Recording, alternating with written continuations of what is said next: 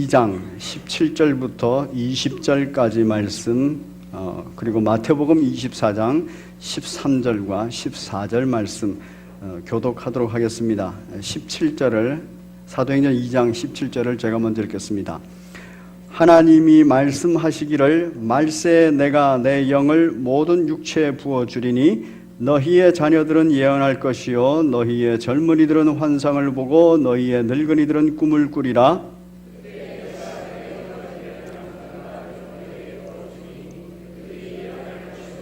또 내가 위로 하늘에서는 기사를 아래로 땅에서는 징조를 베풀리니 곧 피와 불과 연기로다.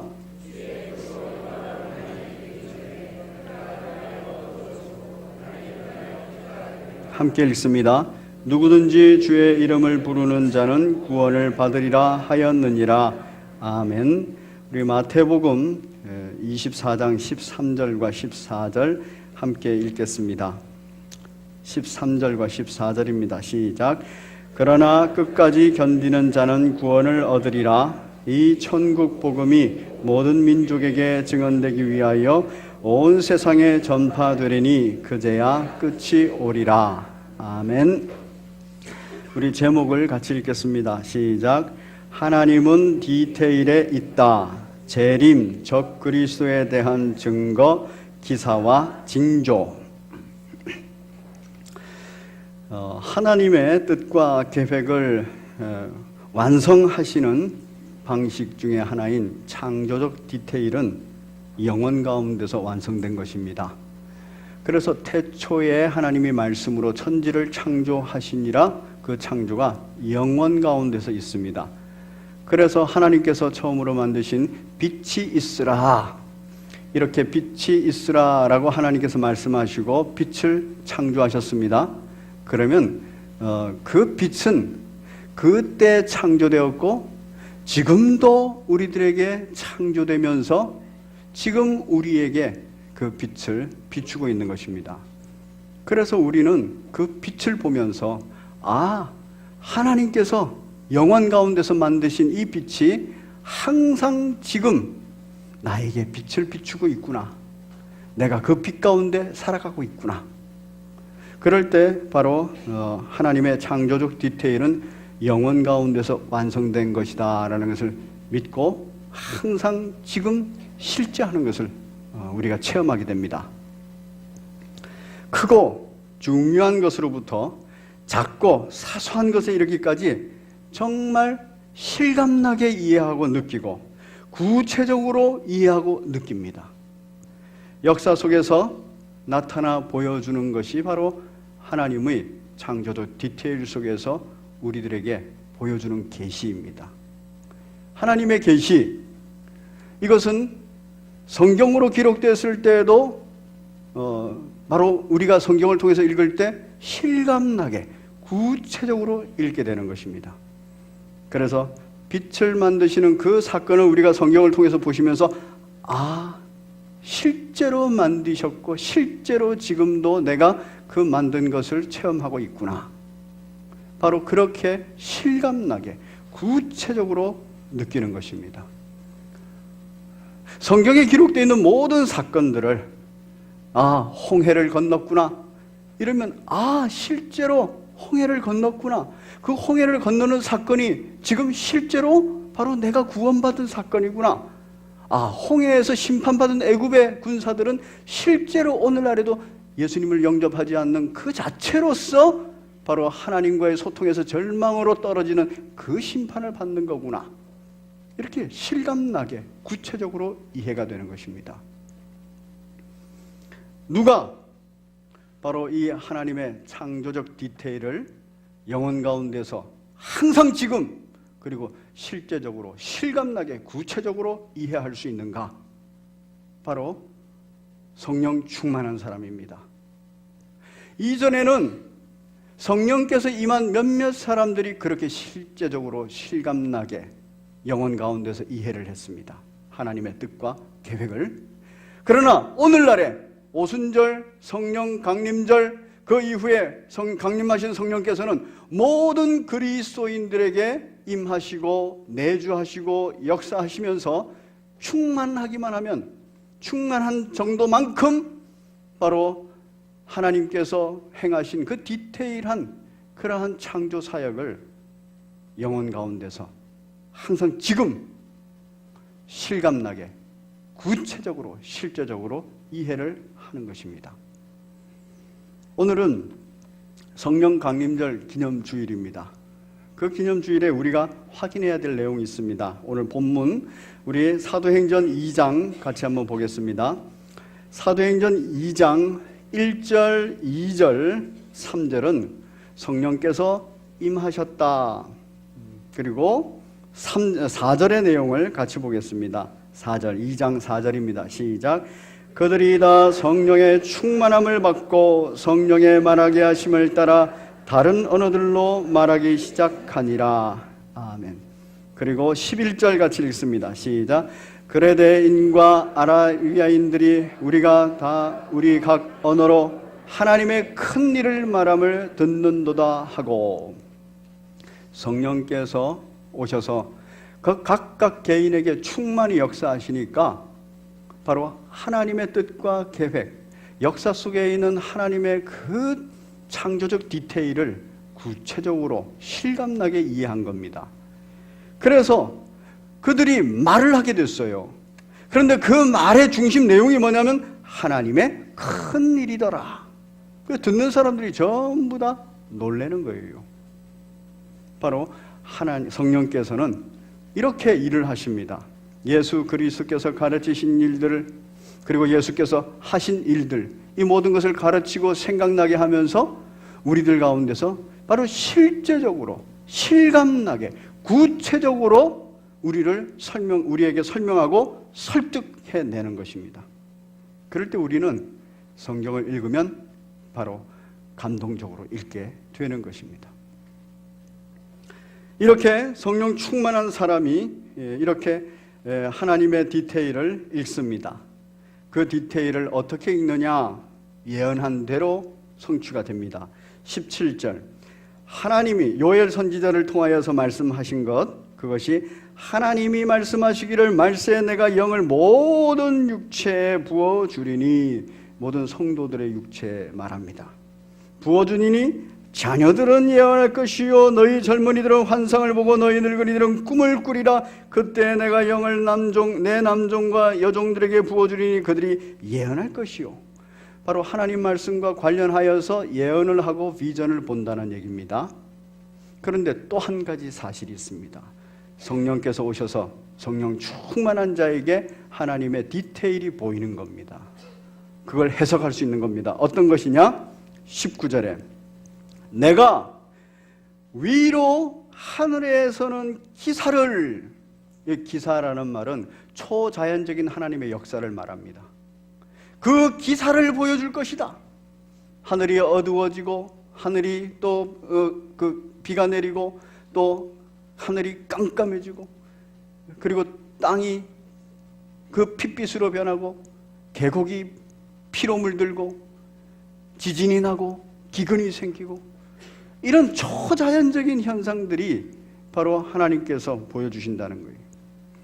그런 하늘에서는 기사를, 그리고 아래로 땅에서는 징조를 베푼다. 땅에서 역사 속에서는 이런 사건 저런 사건을 계속 보여주시면서 하나님께서는 우리들에게 알려주십니다. 뭐에 대해서? 바로 20절, 주의 크고 영화로운 날 재림, 그 재림에 대해서. 그런데 그런 징조들은 언제 일어나느냐?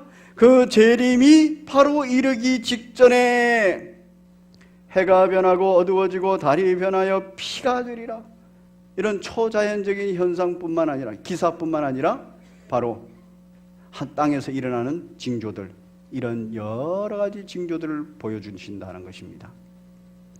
이걸 해석을 한다는 것이죠. 그래서 적그리스도가 나타나면 이게 재림의 징조구나. 그리고 난리 소문을 들으면 이게 재림의 징조구나. 이해가 되고 해석이 된다는 거예요. 기근이, 지진이, 그리고 재난이 시작되면 이게 재림의 징조구나. 누가 그렇게 이해한다고요? 성령 충만한 사람. 성령 충만함으로 말미암아 하늘로 나타나는 기사를 제대로 보는 사람, 그리고 땅으로부터 생겨나는 그 모든 징조들을 제대로 읽고 해석하는 사람이 된다는 것입니다. 이런 사람을 선지자직 조망을 하는 사람이다, 이렇게 말합니다. 선지자적으로 조망하는 사람이다. 성령 충만한 사람, 바로 선지자적 조망을 하는 사람입니다. 그래서 하나님의 디테일을 보면서 과거를 해석하고 현재를 해석하고 미래를 해석하고 하나님의 말씀에 근거해서 과거, 현재, 미래의 모든 영원의 실제를 해석해내는 것입니다. 그런 사람, 선지자적 조망을 가지고 해석하는 사람이라. 오늘 다시 마태복음 본문으로 넘어옵니다. 마태복음 본문에 오면 성령 충만하신 예수님께서 바로 선지자적 조망을 하고 계십니다. 오늘 본문 같이 13절 14절 시작. 그러나 끝까지 견디는 자는 구원을 얻으리라. 이 천국 복음이 모든 민족에게 증언되기 위하여 온 세상에 전파되리니 그제야 끝이 오리라. 바로 예수님께서는 과거의 사건들, 현재 일어나는 사건들, 그리고 미래에도 일어날 모든 사건들, 이걸 보면서 최종적인 하나님의 날, 주의 날, 그날, 주님께서 재림하시는 그 날에 일어날 것을 얘기해주고 있는 것입니다. 바로 우리 예수님은 선지자적 조망을 가지고 지금 현실에서 일어나고 있는 모든 사건들을 해석하고 있습니다. 그리고 앞으로 일어날 얘기를 예언하고 있는 것입니다. 그 예언 중에 하나를 보겠습니다. 15절입니다. 15절 시작. 그러므로 너희가 선지자 다니엘이 말한 바 멸망에 가증한 것이 거룩한 곳에 선 것을 보거든. 지금 과거의 일이에요. 과거의 이 예언과 과거에 일어난 사건, 이 사건을 선지자적 조망으로 해석하는 겁니다. 그런데 15절 괄호 안에 있는 걸 보면 읽는 자는 깨달을진저, 즉 다니엘서를 읽는 자는 깨닫게 된다.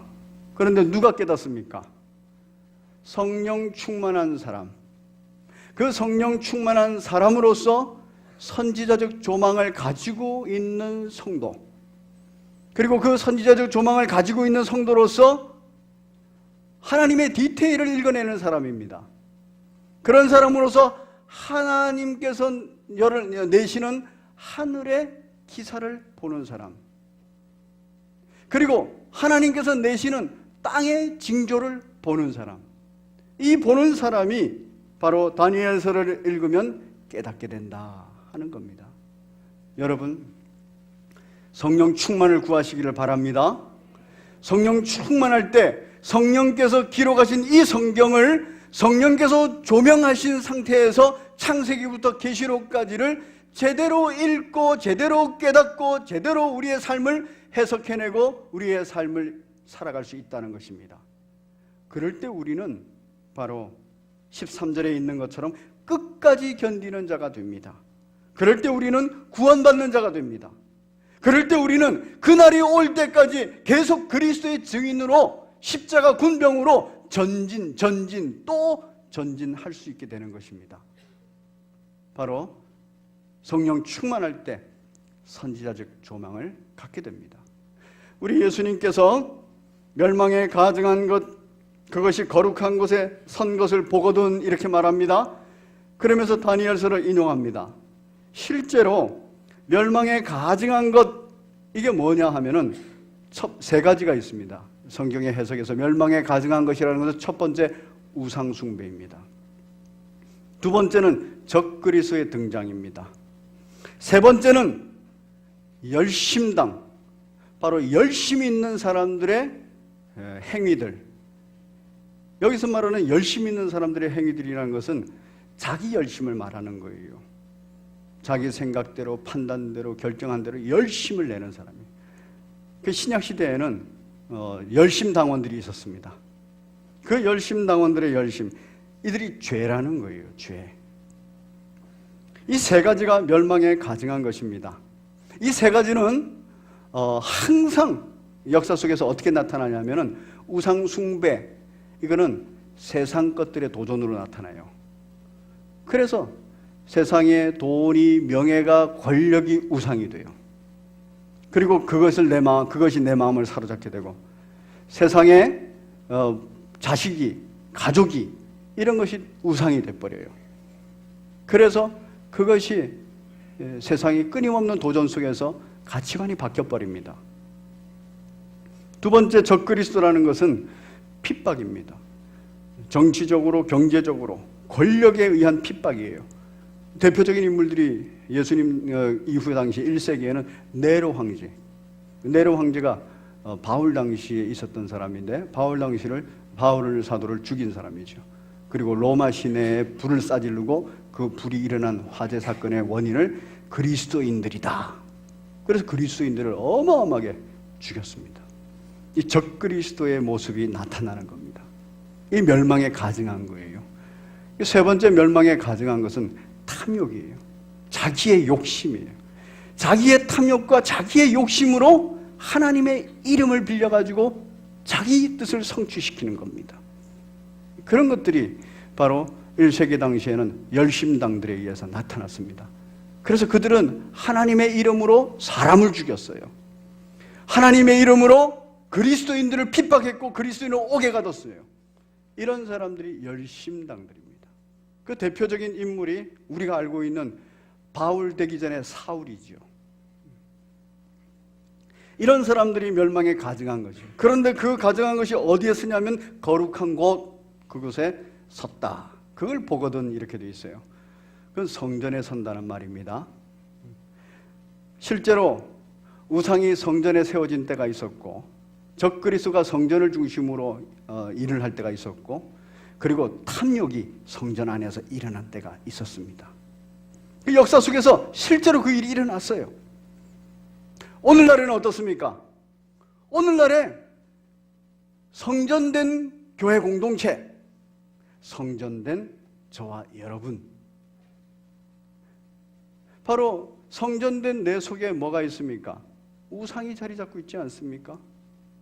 돈이 우상이, 명예가, 권력이 우상이 돼 있고, 한국 사회에서는 건강이 우상이 돼 있고, 미모가 우상이 돼 있고, 한국 사회에서는 자식이 우상이 돼 있고, 출세가 우상이 돼 있고, 이게 우상이 돼 있어요. 세속적 가치관으로 다 바뀌어 있습니다. 그게 바로 성전된 자리에, 거룩한 곳에 멸망에 가증한 것이 들어와 있는 겁니다.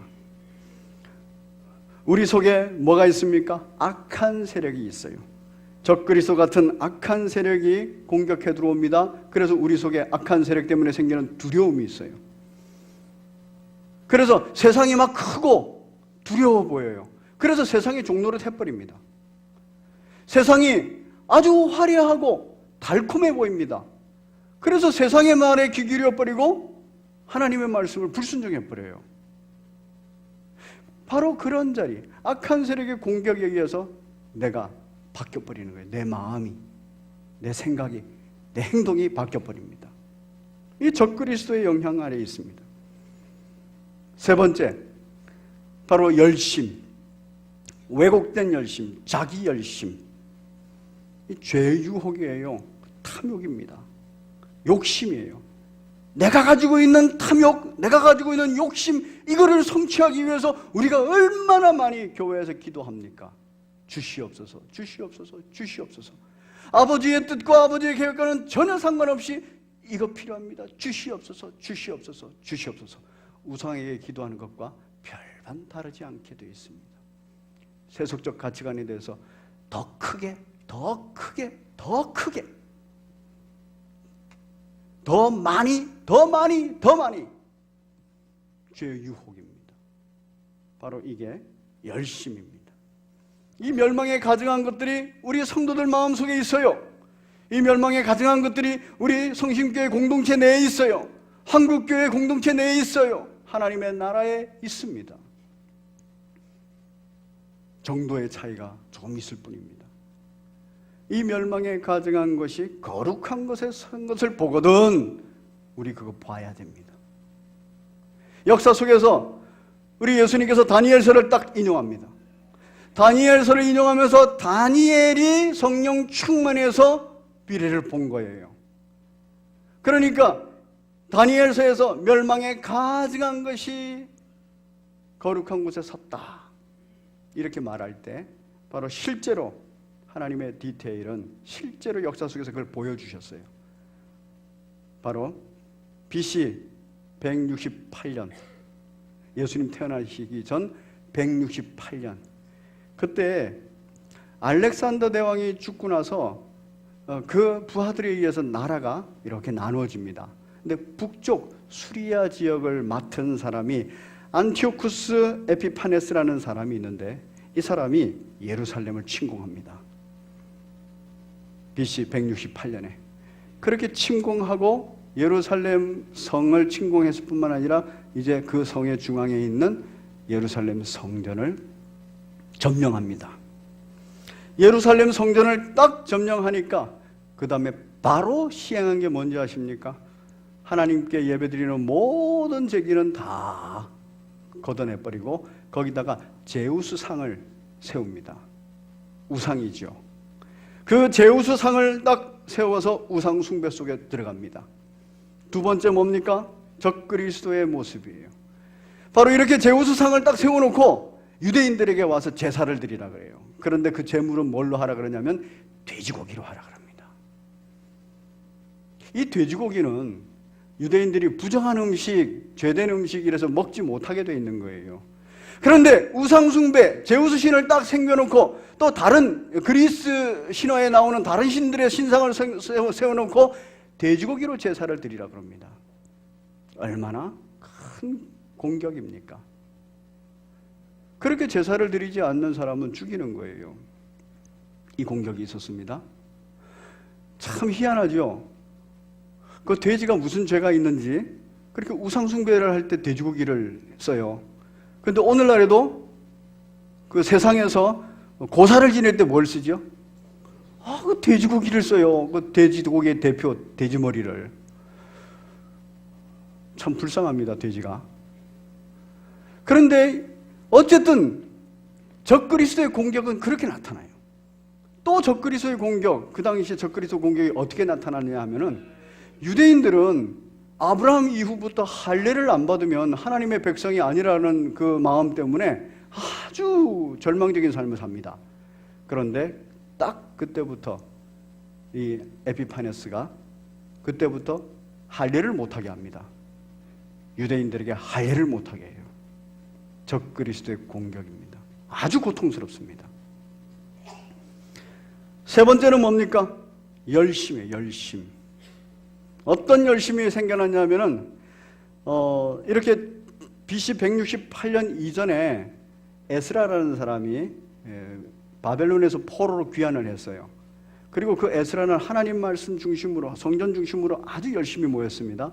그런데 에스라가 죽고 나서 그 다음 에스라의 그 제자들이 에스라 학파를 만들었어요. 그 에스라 학파를 만들고 나서 그 에스라 학파는 어느새부터 학문 자체만 남았어요. 하나님은 안 계시고 성전이 지향하고 있는 예수 그리스도는 안 계시고 바로 에스라 학파만 남았어요. 그래서 그 학파끼리 싸우기 시작했어요. 그 학파에서 나온 게 뭐냐면 바리새파, 사두개파, 또 열심당 뭐 이런 것들이 학파로 나왔어요. 그들의 열심이 바로 우리 예수 그리스도께서 그들의 열심을 평가했죠. 독사의 자식들아, 이렇게 평가했습니다. 인간적인 열심이었죠. 다니엘의 예언이 BC 168년에 그렇게 성취가 돼서 이 땅의 역사 속에 디테일하게 드러났어요. 역사를 공부하는 사람, 이 사건을 공부하는 사람은 아주 마음속에 실감나게 이해하는 겁니다. 실제이기 때문에. 예수님께서 다시 또 다니엘서를 얘기하면서 이 다니엘서의 이 얘기와 168년에 있었던 이 얘기는 결국 종말에 있을 얘기다. 종말을 얘기하는 거다. 이렇게 선지자적 조망을 하십니다. 그러면서 또 한 번 얘기하세요. 예수님께서 우리 오늘 본문에서 24장입니다. 마태복음 24장 1절과 2절을 같이 읽겠습니다. 시작. 예수께서 성전에서 나와서 가실 때 제자들이 성전 건물들을 가리켜 보이려고 나아오니 대답하여 이르시되 너희가 이 모든 것을 보지 못하느냐? 내가 진실로 너희에게 이르노니 돌 하나도 돌 위에 남지 않고 다 무너뜨려지리라. 아멘. 이 얘기는 예수님께서 딱 이 당시에 예언하셔요. 그리고 이 예언은 재림과 관련 지어져 있어요. 마지막 심판과 관련되어 있어요. 그런데 이것이 역사 속에서 한번 아주 디테일하게 실제적으로 실감나게 등장합니다. 하나님께서 그렇게 보여주시는 거죠. 언제냐 하면은 AD 70년경이에요. AD 70년경에 로마의 디도라는 장군이 예루살렘 성을 공격합니다. 그리고 예루살렘을 점령합니다. 그리고 예루살렘을 점령하면 당연히 또 모두 점령해요. 예루살렘 성전도 점령을 해버려요. 그런데 이 디도라는 장군이 와가지고 하는 짓이 BC 168년에 있었던 짓하고 똑같습니다. 딱 들어오자마자 여러분 그리스 신화, 그것을 또 뭐라 그래요? 로마로 그대로 전승돼서 그리스 로마 신화 이럽니다. 그렇기 때문에 그 신화에 나오는 신들, 그 우상들을 전부 다 예루살렘 성전에다 만듭니다. 그리고 그 앞에 제사를 드리게 합니다. 또 한 가지 있어요. 그들의 군사들에게는 군기가 있습니다. 이 군기에는 독수리가 있는데 이 독수리가 상징하고 있는 바는 뭐냐면 로마 황제예요. 그 당시에 신이라 불려지는, 자칭 스스로 신이라고 말하는 로마 황제입니다. 로마 황제를 신성시 여기고 신으로 섬기는 거예요. 그 깃발을 예루살렘 성전의 동쪽 문에다가 딱 꽂아 놓습니다. 그리고 항상 그 깃발을 보면서 신인 로마 황제를 섬기게 돼 있는 겁니다. 결국에 예루살렘 성전은 AD 70년경에 이제 다 무너져 버려요. 무너져 버리고 더러워질 뿐만 아니라 이제 다 무너뜨려 버립니다. 그리고 나서 그 후에는 이슬람 교도들, 회교도들이죠. 그 회교도들에 의해서 회교도 성전으로 지어져서 오늘까지 옵니다. 여러분, 종말에 성전이 무너지고 더러워지고 성전이 무너지고 이 사실들이 이제 일어나는 거예요. 예수님께서 AD 70년에도 보여주셨고 또 다니엘을 통하여서 BC 168년에도 보여주셨어요. 하나님께서 역사 속에 아주 디테일하게 드러내 주신 겁니다.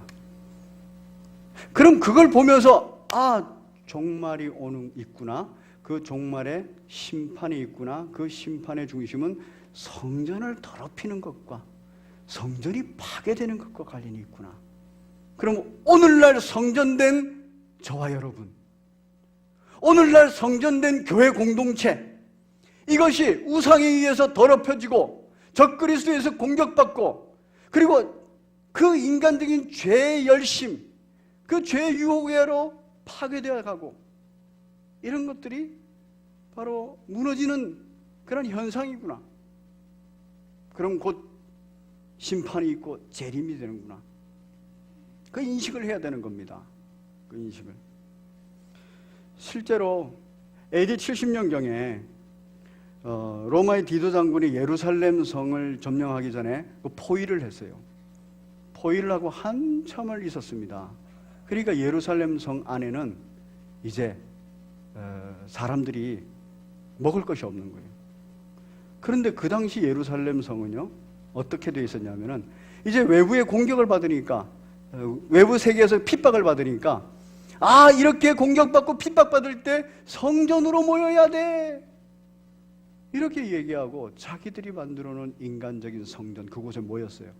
그래서 예루살렘 성 안에는 보통 때는 10만에서 많으면 30만이 살고 있었는데, 그리고 특별한 날 6월절이나 오순절 이럴 때는 한 60만 정도 그렇게 몰려 있었다고 합니다.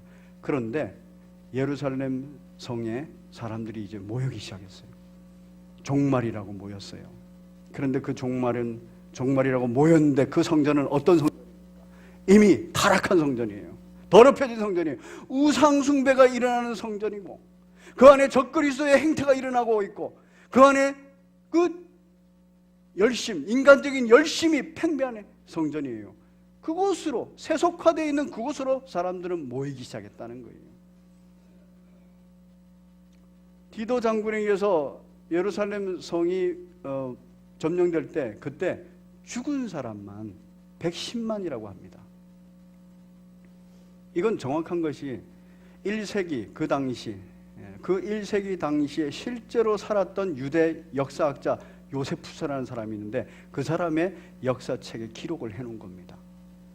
그 당시에 죽은 사람이 110만, 포로로 잡혀간 사람이 9만 7천 명, 정확하게 그렇게 기록을 해놓고 있어요. 왜 그 당시에 살고 있는 사람이 10만, 많으면 30만 이 정도 되는 그 예루살렘 성에 그렇게 110만이나 죽을 정도로 벌떼같이 모였습니까? 잘못된 이해 때문에 그래요. 인간적인 그런 마음 때문에, 열정 때문에 그래요.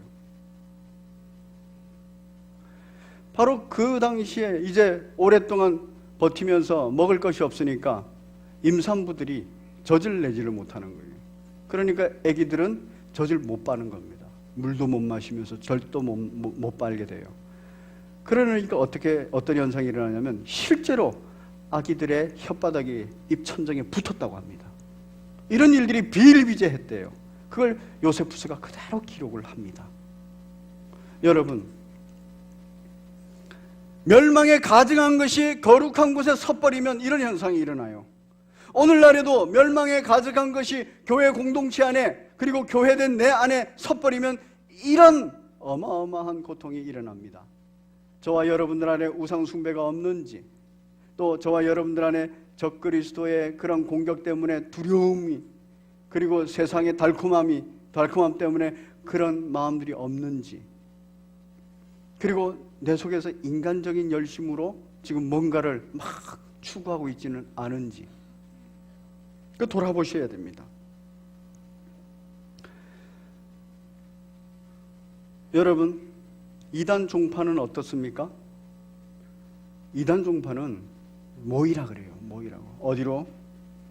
바로 부패한 성전으로, 세속화된 성전으로, 그리고 우상 숭배가 있는 성전으로, 탐욕이 있는 성전으로 모이라 그럽니다.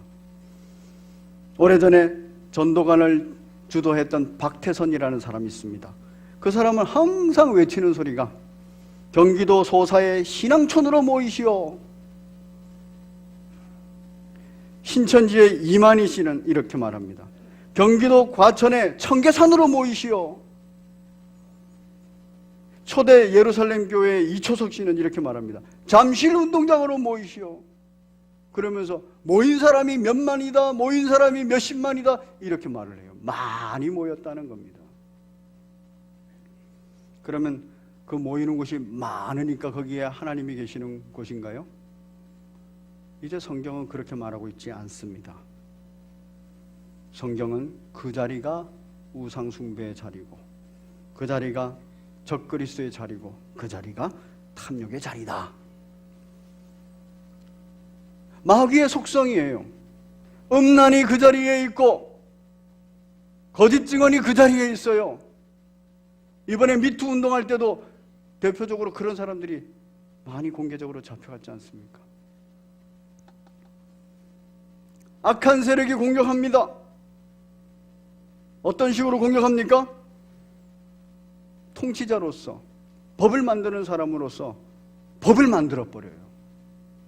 뭐처럼? 이제부터는 할례를 받지 못한다, 할례를 시행하지 않는다, 이것처럼 법을 만들어버려요. 이제부터는 제사를 드릴 때는 돼지고기로 제사를 드린다, 이런 법을 만들어버려요.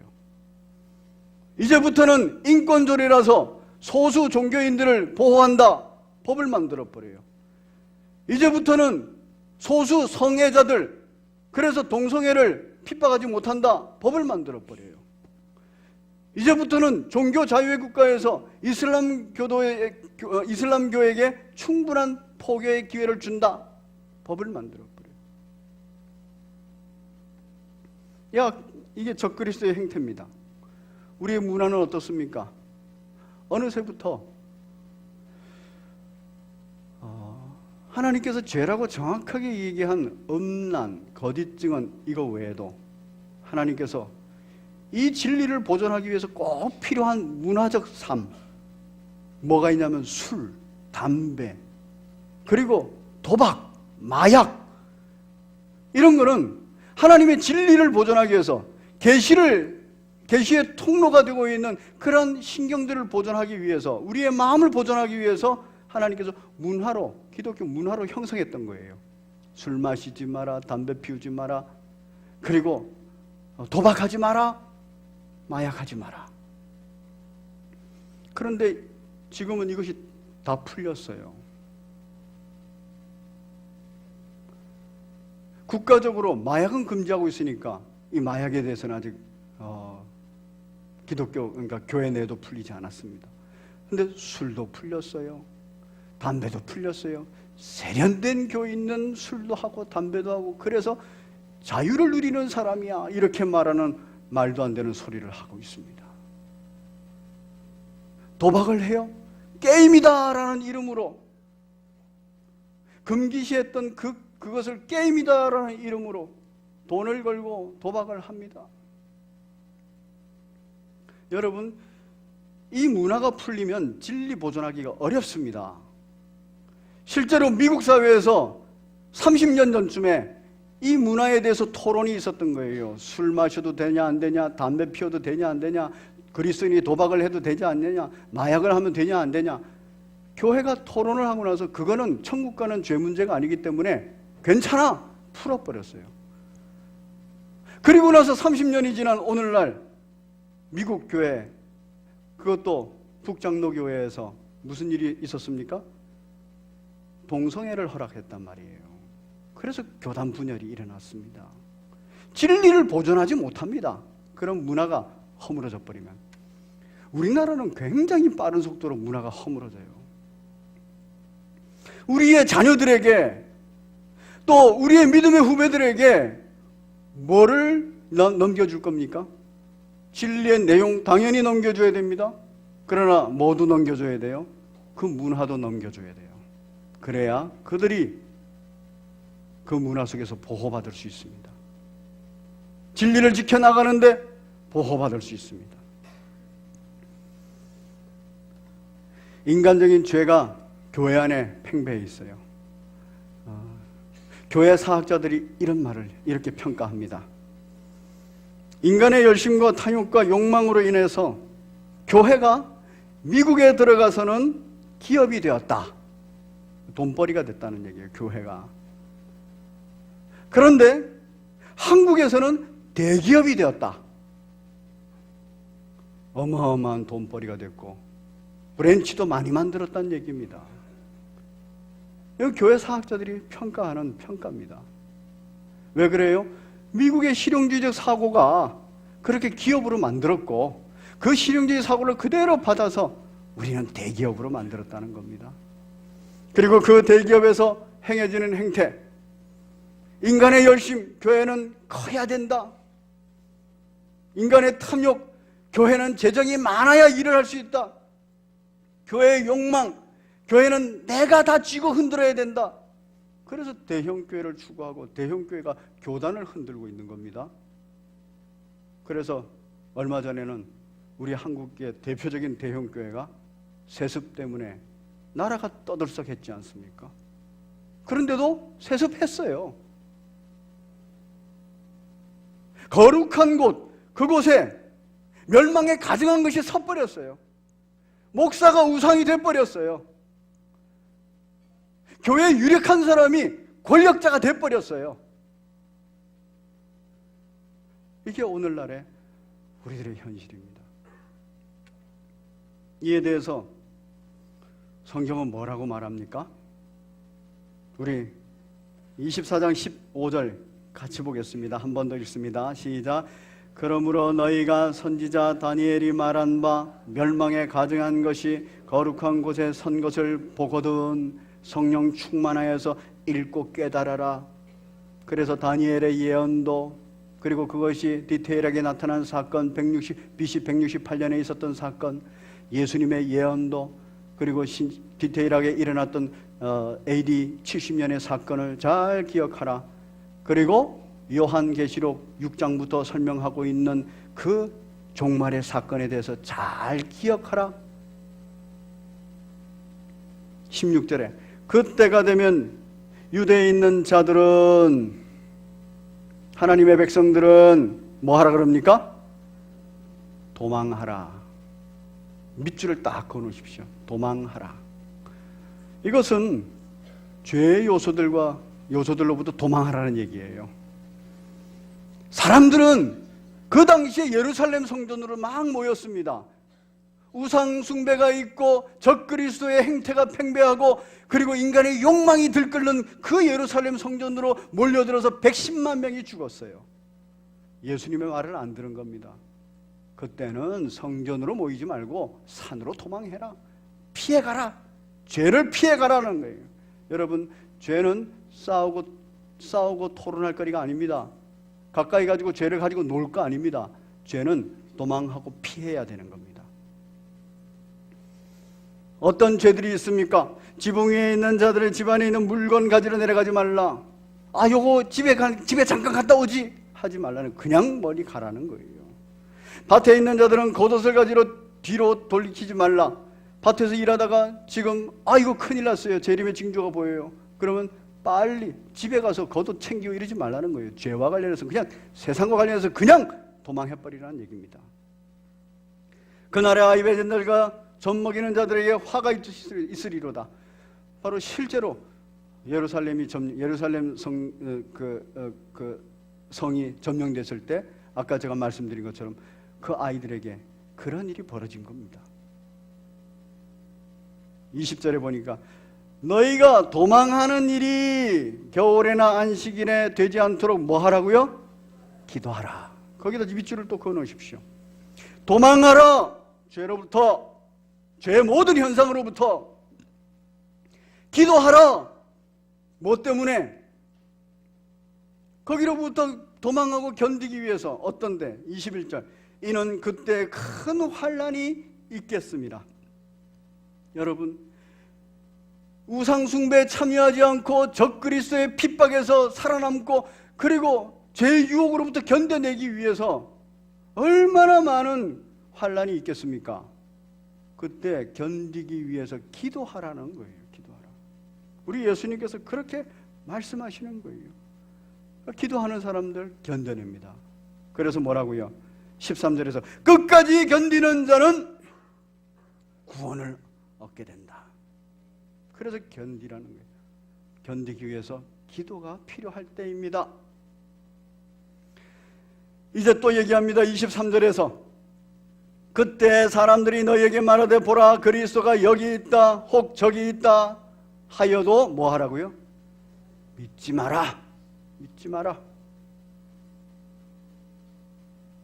왜 그렇습니까? 거짓 그리스도들과 거짓 선지자들이 일어나 큰 표적과 기사를 보여준다. 이거 하늘에서 일어나는 일들을 보여주는 거예요. 그런데 하나님의 말씀으로 정확하게 아는 사람은 하늘에서 일어나는 초자연적인 이 기사와 표적들이 이게 적그리스도 것이다, 아버지 것이다를 알게 된다는 거예요. 성령께서 말씀으로 조명해 주시기 때문에. 할 수만 있으면 택하신 자들도 미혹하리라. 그 미혹에 넘어가서는 안 되는 거예요. 25절에 보라 내가 너희에게 미리 말하니까 대비를 해라. 뭐라 그럽니까? 그러면 사람들이 너희에게 말하되 보라 그리스도가 광야에 있다 하여도 나가지 말고 보라 골방에 있다 하여도 믿지 말라. 광야에서 누군가가 그리스도가 나타났다 이렇게 말을 해도 믿지 말라는 거예요. 골방에서 누군가가 저 사람은 그리스도다 이렇게 말을 해도 믿지 말라는 거예요. 왜요? 우리 예수님의 재림은 그렇게 오지 않으시니까. 광야에서 어느 구석에서부터 이렇게 빛으로 나오는 게 아니에요. 골방에서 어느 구석에서부터 이렇게 나오는 게 아니에요. 엄마 뱃속으로부터 나와가지고 어디서 자라는지도 모르다가 갑자기 등장해가지고 내가 그리스도다 이러는 이단 교주가 아니란 말입니다. 그렇게 등장하지 않고 27절 같이 읽겠습니다.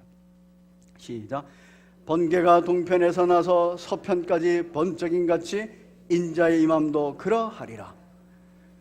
번쩍거린다는 거예요.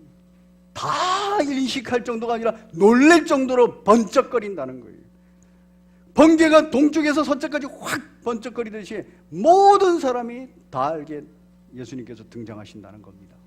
그러면 그렇게 등장하는 존재가 아니면 그건 전부 다 이단입니다. 적그리스도입니다.